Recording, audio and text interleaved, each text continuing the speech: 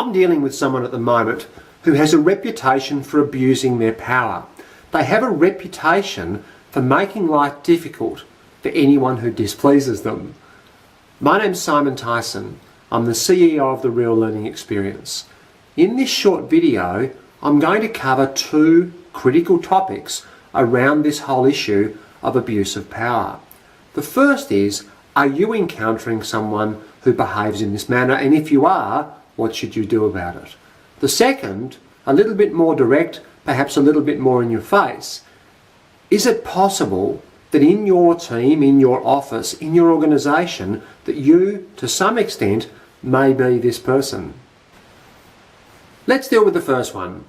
What do you do when you encounter a person like this? Well, the first question is, of course, what does displeasing them involve? What does it mean?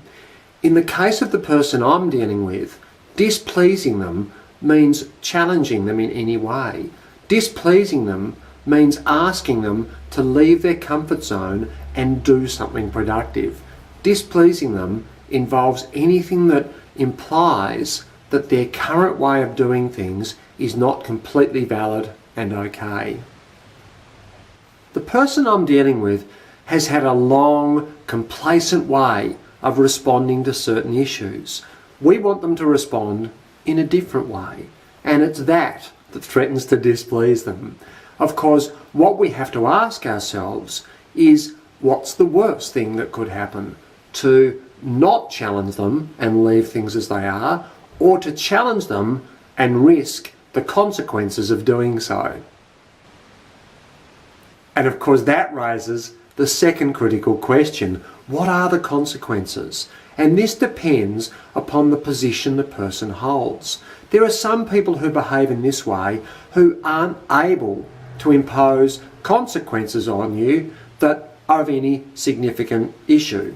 However, there are some people, and this person that we're dealing with is an example, who are in a position of power, who are in a position to make life difficult in a way that would be uncomfortable and in a way that would have consequences that would be quite negative. So that brings us to the third question, to take them on or not. Do we allow them to sit complacently, unchallenged and not get the outcome we want?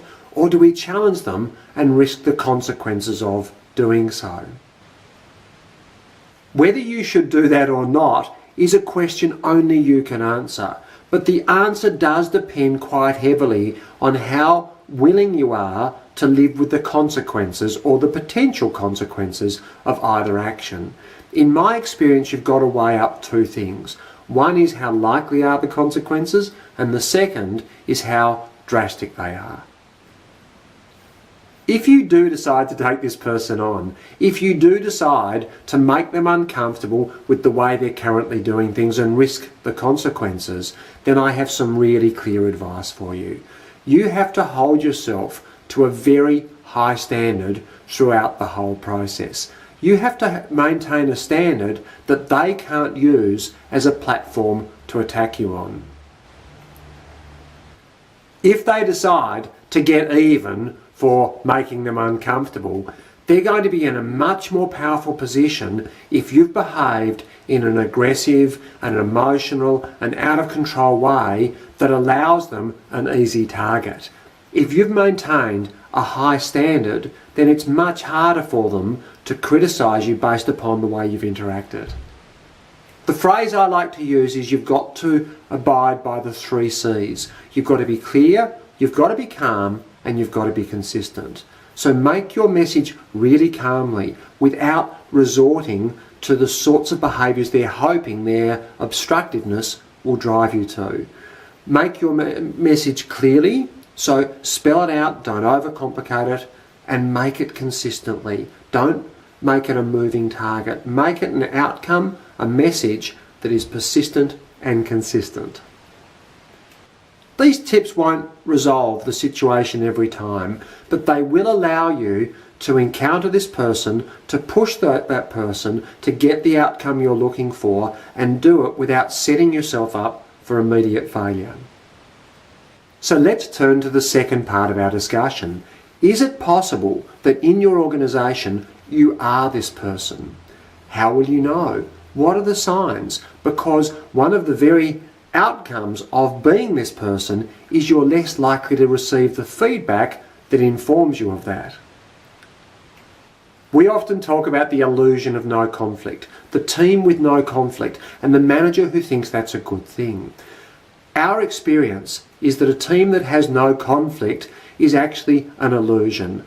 It's a facade that hides a whole bunch of conflict, a whole bunch of dissent that simply isn't spoken about. If you lead a team in which people never give you negative feedback, in which your ideas are never challenged, in which people never experience their dissatisfaction or unhappiness, then it's entirely possible that they find it's not safe to approach you with those ideas, with those perspectives. Why don't they approach you? Go right back to the beginning of this video. It's the fear of the consequences of doing so. It's the fear that if they make you uncomfortable, if they say something that you don't agree with, that you may take action to get even with them. Even if that's not what you do, the perception that it's what you may do will stop people talking up. If you enjoy the learning we offer, please share it broadly amongst your organisation and colleagues. Thank you again for watching.